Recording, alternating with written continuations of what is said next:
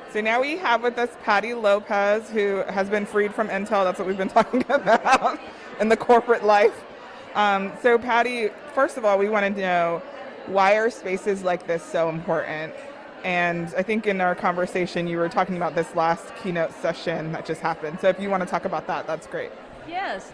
So in the last session, it was human-human interaction, and several of the students got up to share experiences that they'd had in grad school, in a lab, with a colleague, with a supervisor, and that situations that really made them uncomfortable.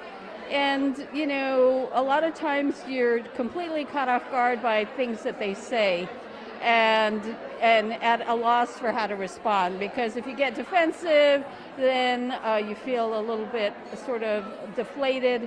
So one of the things, because I've served on interview panels and in companies, I think one of the really strongest things you can do is to reflect it back, to put them on the defensive and say, you know, if I'm working at a company or an organization that was looking at you as a candidate, how do you think they would take that feedback of what you just said to me as a part of their hiring decision?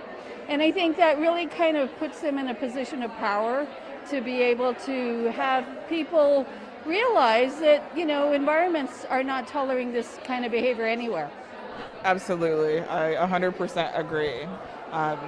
You know, this is such an interesting space to have those conversations, and the fact that the students feel safe to be able to bring up what could be a really traumatic experience to them is kind of a testament to like how significant grad cohort can be for women.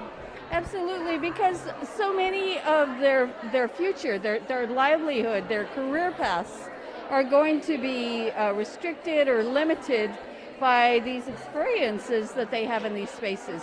And so I've been a huge proponent of organizational culture. How do we interrupt all of these sort of defining moments where women either choose to stay or to fight or to leave? And it all depends on the support systems they have in place to be able to come up with strategies to address these sorts of situations. I think that's great. And I think like having someone from a corporate, perspective is not something that students necessarily get the chance to hear from and understand. So you've been in this space probably as long as it has existed on some levels, right? Yeah, it's been a long time. I mean, I started in high school in 1976, and so, I'm probably one of the least likely people you would have ever expected to have this long of a career. And it's, my mom would say, more guts than brains. I was pretty smart, but still, a lot of my naivete sort of helped me persist because I wasn't aware of all these things that were going on.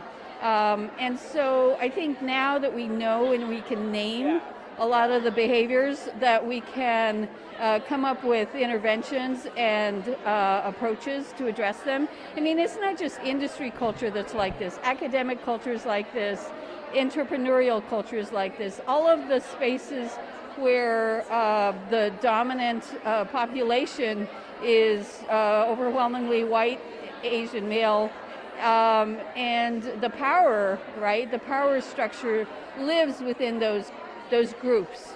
And so absolutely, we have to interrupt that power and create an empowering environment for us to thrive. Absolutely. I think while you were talking, I was thinking about how women are traditionally caregivers in these spaces, and we have an additional burden in some ways of maybe you're a mother, maybe you're a spouse, or you're caring for aging parents, and that's an additional amount of work that we are expected to do.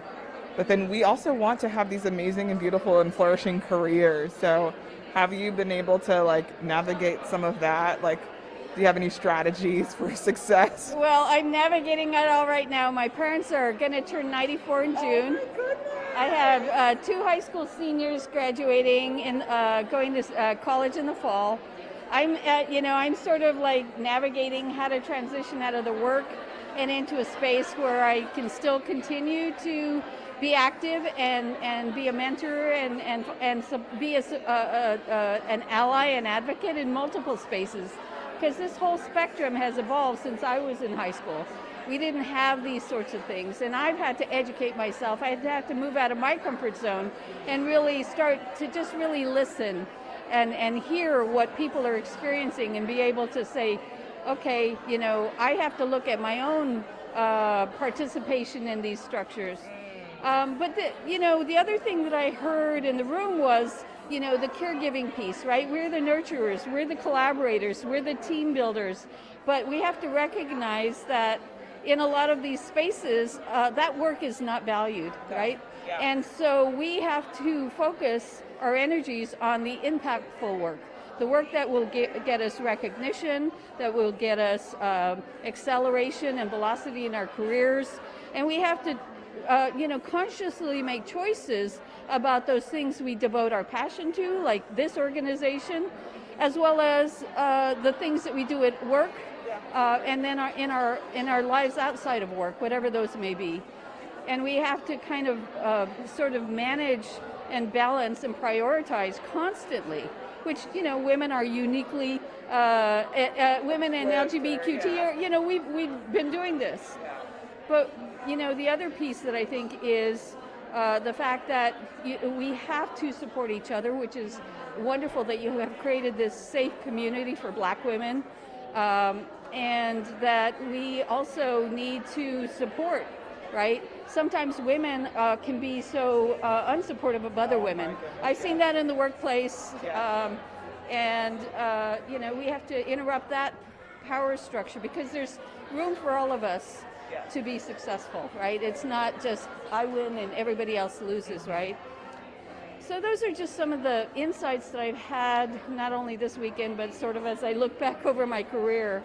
And I think we need more people to step up and do the hard work of examining their biases and finding ways to have these really insightful conversations where we build empathy and trust instead of just deciding who gets the opportunities and who the winner, that there's winners and losers, right? The gatekeepers, they have to relinquish the power, because in order for society to thrive, we need all people to be able to participate in meaningful work and experiences. Patti, you're amazing. Thank you so much.